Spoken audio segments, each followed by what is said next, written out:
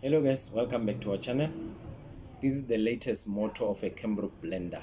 It's a very nice 500 watts motor. It works efficiently fine. The jack doesn't lock here.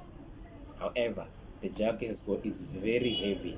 It has a lever here at the back, and because of its heaviness, it's able to activate the switch on top. So there's no need for you to try to lock it. You just put it in and it automatically activates the switch. Then you're good to go and plug it on and get the results you want. Thank you guys for joining us in this episode. Your support is highly appreciated. If you need assistance with your product, please comment below.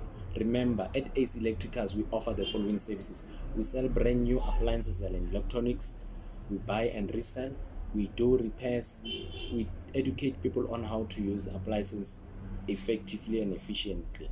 If you want to participate in growing this channel, please subscribe, like, comment, and share. Thank you for watching. Bye.